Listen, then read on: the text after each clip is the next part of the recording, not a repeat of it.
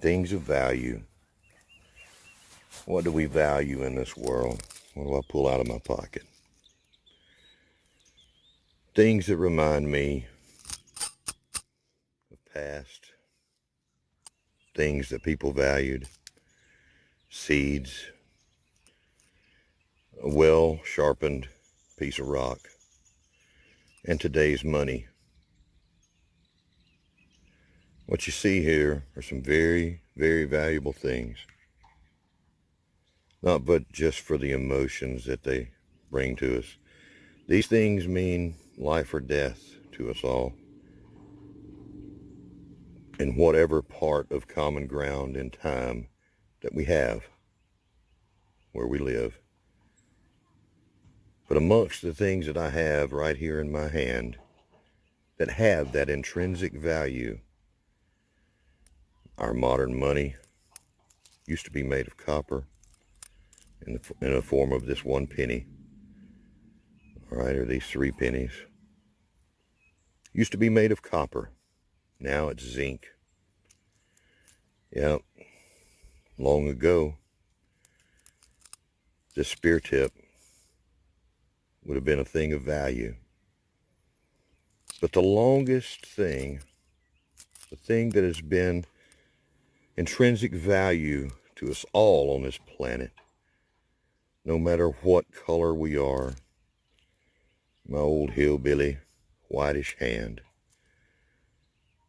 shown here, no matter who we are, where we are on this planet, on this common ground, our food, our seeds have been a thing that held intrinsic value. We've shared those things with each other all throughout the millennia. They had value. It meant life or death. It's the oldest thing, our food to keep us alive. Shortly after that came the need to defend ourselves or to hunt something else to get our food from. And later on, we invented another medium of exchange of money. Yep, certainly easier to use money than to trade beans or chickens for a transmission job you need to get done on your car.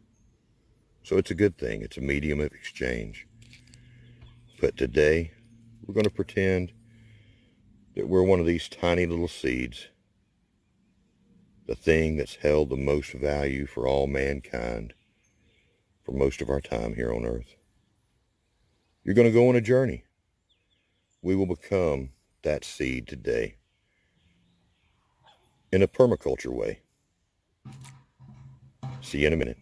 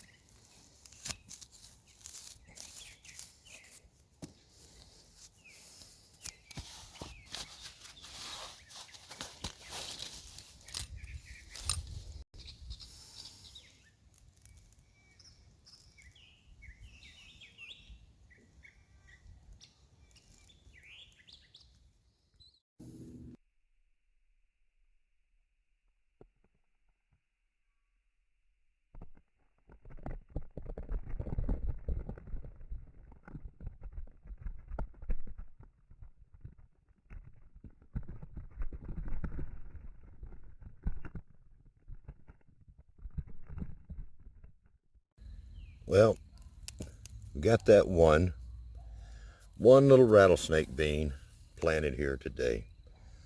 As I've brought to you the video today, I have even greater understanding of how much effort these things take. Not only that, but the gardening. What I've done is planted this beneath my pear tree. my Baldwin pear tree. I went ahead and made a little label on my new tags. Yeah, this is one of the things that I hope to prevent happening in the future to any of my trees. Yeah, one of those things. Plastic and the string doesn't last that long. But yeah, it's a pretty tree now that it's got the sun. We need soil, sun, water to grow something, and a seed. And today, I've got 9 days left till spring, and I've got 9 more of these seeds. You know, the message that I want to bring to you today is these things of intrinsic value, those seeds right there on my little permaculture piece of paradise that I'm creating, they don't cost that much. The cost of admission into growing your own food, no matter where you are, and sharing it with others is very, very cheap. Just a few cents, and just a dollar or two, and you've got seeds that you can grow. And you can do that on your property or your patio. No matter what size, you can do something. You can grow. You can grow your own food, even if you're in an apartment, and share it with your neighbors. Each one of you sharing, that would be a wonderful thing. But I forget half the things I want to say, but I wanted to give you a little insight into permaculture, and other people can give you very in-depth knowledge of that. Just look them up. Permaculture. You'll find it. You'll find Jack Spirko. You'll find Jeff Lawton. You'll find Bill Mollison, although he's passed away now, I believe. One of the giants whose shoulders that we stand on. But permaculture, we try to use nature and what's already there for us as a scaffolding. Like this tree here. This tree grows perennially just fine in my area. It's planted, it's there, it's going to be fine. The beans are not. You know, they won't come back unless I plant a seed, I don't think. You know, they may come back in the spring. Not sure. Haven't researched all of these things. But I'm going to use this pear tree in a little permaculture type experiment to let the bean crawl up on the tree and use that as a place to support the beans. Pick pears off of it in the late summer and pick beans off of it earlier. We'll see how it goes. A tree offers many things, and we have different layers to a forest. We've got shrub layers, vining areas. We've got things that climb up trees to give us food. We have shrubs that grow close to the ground. We even have mosses and lichens and mushrooms. We try to mimic what nature already does in her way of doing things, and letting it grow on her own unattended a lot of times. There are permaculture farms and forests that have been created. One particular in Florida where the owner passed on, and it lay there for years unattended to by anyone. And the new owners had to do very little. It was in full production. They just cleaned up a few pathways and kept going. I think you'll find that story from maybe Pete Canaris down there in Florida. Great guy.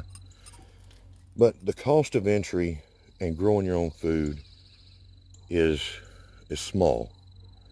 Doesn't take much. A little earth, a little sun, a little water. Yep. And I talk about how we can do things affordably, recycling and make the most of our resources. There's a man, another man, and another family down on the Gulf Coast, right? A lot of good people down there.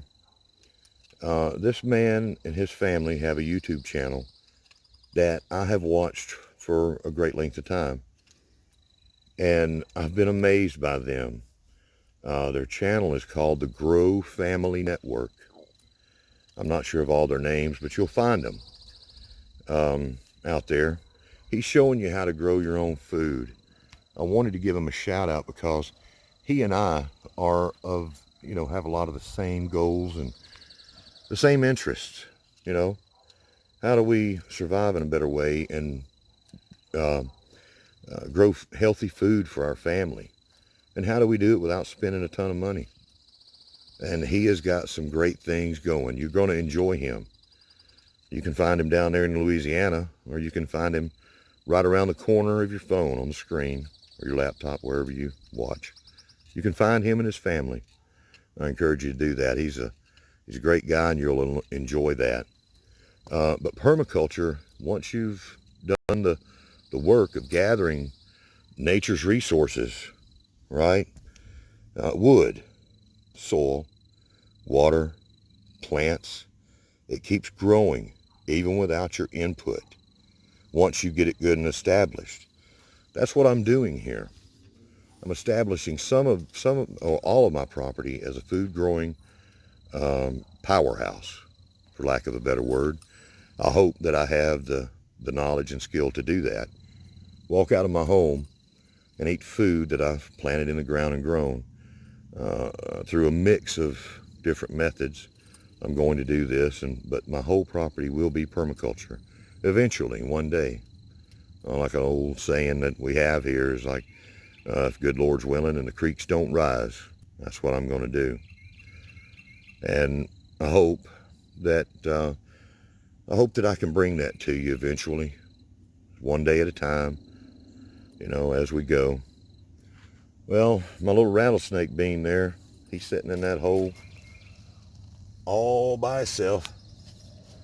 That cold, dark hole. Actually, it's kind of warm. The soil's warm now with the sun. So I don't know. I wonder the funniest things. I wonder what things are thinking. What does a bean think about? And I showed you this earlier. I found that right there at the base of the pear tree. Somehow it made it on top even after I've done a lot of stuff here. It worked its way out of the soil. Yeah, that's a little airsoft BB gun. When my children and the neighbors' children were out here playing for many years ago, no telling how many of these they shot. So these are all over the place, all over the neighborhood. I just found one. It's a reminder to me, as I remind you, life's short. Stop and look around once in a while. You could miss it. Yeah. It means a lot. It means a lot. That all of these things have intrinsic value. But today, from day 9, from somewhere out in the rural country part of Alabama, I come to you bringing this message. It's easy to get in the game of growing your food. It doesn't cost much, just a few pennies. And you'll be growing something, and you'll be taking part of something that's been going on for as long as mankind has been around. I want to thank you for watching, and I'll see you back tomorrow when there's only 8 days till spring. 9 is gone. I'll see you then.